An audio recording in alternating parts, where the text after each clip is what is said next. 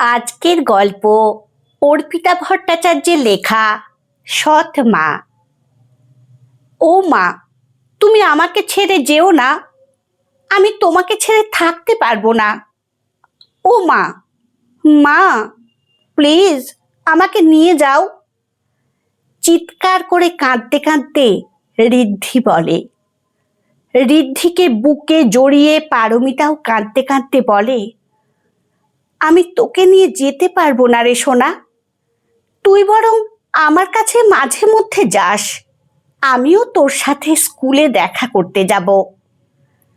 বিদিশা ঘরে ঢুকে বলে, পারবে বৌদি ঋদ্ধিকে ছেড়ে থাকতে তুমি?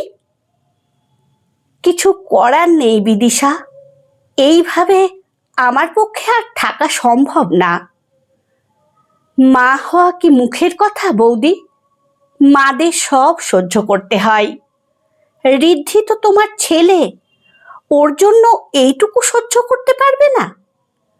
ঋদ্ধি বড় হয়ে তো তোমাকে দোষারোপ করবে, তুমি ওর জন্য কি করেছো? আমার ছেলে বড় হয়ে আত্মসম্মান নিয়ে বাঁচতে শিখবে।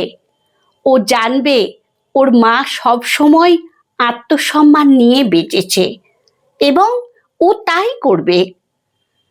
ঋদ্ধি যদি বড় হয়ে শোনে ওর বাবা আমার গায়ে হাত তোলার পরও আমি থেকে গেছি, ওর আমার প্রতি কোনো সম্মান থাকবে না। ও নিজেও কখনো ওর বউয়ের সাথে এই ব্যবহার করবে। এটাই জেনে আসবে মেয়েদের উপর ছেলেরা যা খুশি করতে পারে, আর মেয়েরা সেটা মুখ বন্ধ করে মেনে নেবে এবং ওর জীবনেও ও তাই করবে ওর বউয়ের সাথে। আমি চাই না এগুলো ও শিখুক, তার থেকে ও এটাই শিখুক প্রত্যেক মেয়ের আত্মসম্মান নিয়ে বাঁচার অধিকার আছে। যা ইচ্ছে হয় করো, আমার কিছু বলার নেই বলে বিদিশা ঘর থেকে বেরিয়ে যায়। পারমিতা সেই দিন বাড়ি থেকে বেরিয়ে আসার পর ঋদ্ধিকে কেউ সামলাতে পারে না, প্রচণ্ড কান্নাকাটি করে, খাওয়া পর্যন্ত বন্ধ করে দিয়েছে। ঋদ্ধিকে ওর বাবা সুব্রতও অনেক বোঝানোর চেষ্টা করে বলে, ঋদ্ধি, মা আমাদের ছেড়ে চলে গেছে, একটু বোঝো তুমি, একটু খাওয়া দাওয়া করো। মা কেন আমাদের সাথে থাকছে না? মায়ের ইচ্ছে করছে না তাই থাকছে না। তুমি কেন জেদ করছো ঋদ্ধি? মা যখন চাইছে না থাকতে হবে না, আমরা দেখবে খুব ভালো থাকবো, দরকার নেই আমাদের কারোর। না, আমার মাকেই চাই। রিকের মা বাবাও তো একসাথে থাকে না, কিন্তু রিক তো ওর মায়ের সাথেই থাকে। আমিও মায়ের সাথেই থাকবো, তোমার সাথে থাকবো না। ঋদ্ধির ঠাকুমা পাশ থেকে বলেন, আরে ও তো তোর সৎ মা, তোকে নিয়ে যাবে কি করে? রিকের ওটা আসল মা, তাই রিক ওর মায়ের সাথেই থাকে। সুব্রত বলে, এইসব কেন বলছো মা?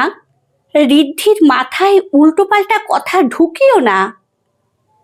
কি, আমি উল্টোপাল্টা কথা বলছি? আরে নিজের মা হলে কখনো ছেড়ে যেত না? কোনো টান আছে নাকি? ভালোবাসে নাকি ঋদ্ধিকে? সৎ মা কি বাবা? তুমি ছাড়ো এসব। ঋদ্ধি, চলো, আমি তোমাকে আইসক্রিম খাওয়াতে নিয়ে যাব। না, আমি কোথাও যাব না, আগে বলো সৎ মা কি? সুব্রত শেষে বাধ্য হয়ে বলে, তুমি যাকে মা বলো তিনি তোমার সৎ মা, মানে স্টেপ মাদার। তোমার আসল মা তোমার যখন 6 মাস বয়স তখন মারা যান। তারপর থেকে তোমার এই মাই তোমাকে 7 বছর ধরে দেখে আসছে। রিম্পার জেঠুর মেয়ে ওই দিদিরও মা নেই, ওর সৎ মা আছে, ওকে খুব মারে, খেতে দেয় না, রিম্পা বলেছে, কিন্তু মা তো কখনো আমাকে এই রকম করে না। আমাকে খাইয়ে দেয়, ঘুম পাড়িয়ে দেয়, আদর করে, বেড়াতে নিয়ে যায়। তাহলে মা কি করে সৎমা হয় বাবা? তোমরা মিথ্যে কথা বলছো। মাই আমার আসল মা। আমাকে মায়ের কাছে নিয়ে চলো, আমি মায়ের কাছে যাব। সুব্রত ভাবতে থাকে, সত্যি তো পারমিতা ঋদ্ধিকে সব সময় নিজের ছেলে ছাড়া আর কিচ্ছু ভাবেনি। ঋদ্ধিকে নিয়ে আমাকে কখনো কিছু ভাবতে হয়নি, সব পারমিতাই ভেবেছে। স্কুলে পেরেন্ট টিচার্স মিটিংয়ে পারমিতা গেছে সব সময়। আমি তো কখনোই যাইনি, এত কাজের প্রেশার, কিন্তু কখনো অভিযোগ করেনি। সব থেকে বড় কথা, পারমিতা নিজে থেকে কোনোদিন মা হতে চায়নি, যাতে ঋদ্ধির ভালোবাসা কমে না যায়। নিজের সন্তানের সুখ নেয়নি। ঋদ্ধির জন্য ওর মধ্যে নিজের মাতৃত্ব বিসর্জন দিয়েছে। ঋদ্ধিও পারমিতাকেই মা বলে জানে, তাই ওর কাছ থেকে এত ভালোবাসা পেয়েছে। আজ যখন জানলো পারমিতা ওর নিজের মা না, তাও বিশ্বাস করল না। কতটা ভরসা পেলে ও আমার কাছে নিজের বাবার কাছে থাকতে চায় না, পারমিতার কাছে থাকতে চাই। আর আমি ওর উপর সব সময় মাথা গরম করে ফেলি। সেই দিন তো এত বাড়াবাড়ি করে ফেলেছি যে গায়ে পর্যন্ত হাত দিয়ে ফেলেছি। আমি আজই যাব, গিয়ে পারমিতার কাছে ক্ষমা চেয়ে ওকে ফিরিয়ে আনব। ঋদ্ধির ডাকে হুঁশ ফেরে সুব্রতর। ঋদ্ধি বলে, বাবা, ও বাবা, আমি মায়ের কাছে যাব। চলো, আজ আমরা যাব তোমার মায়ের কাছে। সুব্রতর মা বলেন, কি বলছিস শুভ? ওই মেয়ে তোর মুখের উপর ঝামা ঘষে চলে গেল, ওকে ফিরাতে যাবি তুই? মা, দোষটা আমার, তাই আমাকেই যেতে হবে। দোষ কি শুভ? ওই রকম বউকে শাসন সবাই করে, আমরাও অনেক শুনেছি। তোর বাবা কম শাসন করেছে আমাকে? আরে স্বামী তো বড়, স্ত্রীকে শাসন করার অধিকার আছে তাদের। মা, এইসব কথা ঋদ্ধির সামনে বলো না, ও এইসব শিখছে। শেখার জন্যই বলছি।